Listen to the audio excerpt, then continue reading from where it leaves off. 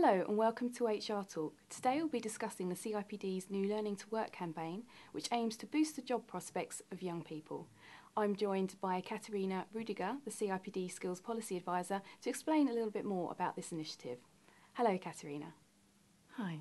So could you outline for us the key elements of the Learning to Work campaign?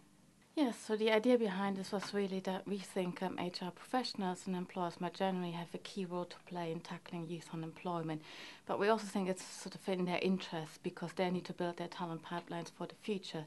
So the campaign really aims to do two things. One is to engage employers and HR professionals in particular to help prepare young people for the world of work. And then the second aim is to make organizations and the labor market and jobs more youth-friendly. And the campaign has three strands. The first strand is really about raising awareness. It's about raising awareness amongst HR professionals and employers about the role they can play in tackling youth unemployment.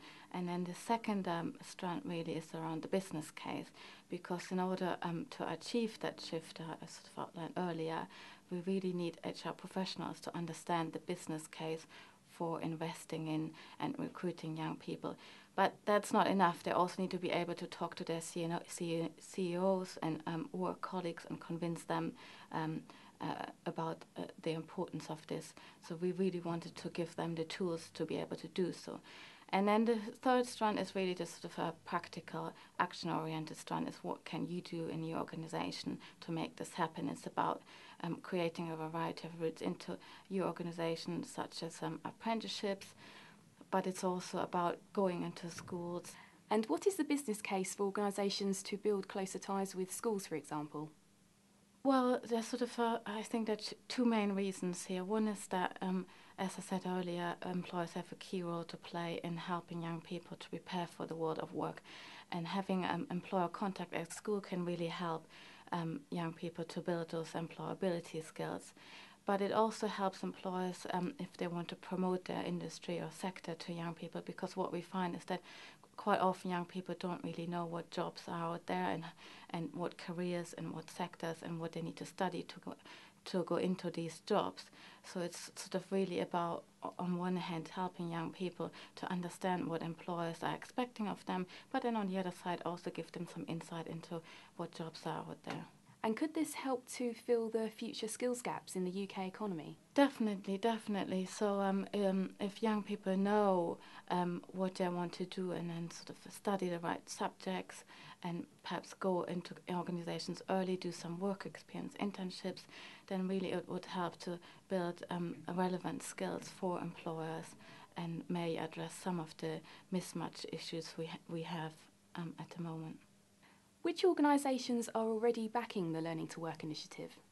We're very pleased that we have got some of the really important leading employers on board with this.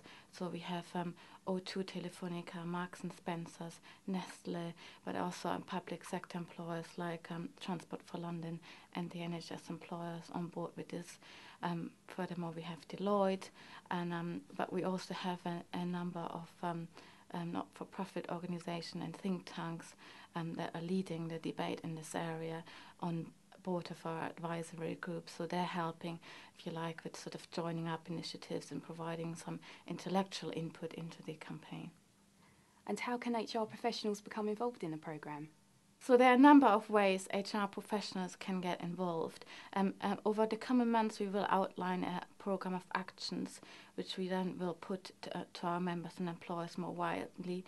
One of the actions is already sort of up and running, which is our mentoring pilot, where HR professionals are matched with young job seekers to provide them with some advice and guidance on how to find a job, on how to write a CV and interview techniques. So that's something they can get already involved with.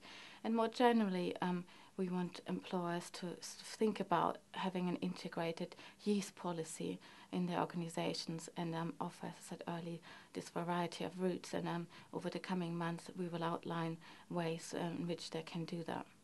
Katerina, thank you for joining us today. Thank you. That's all we have time for this week.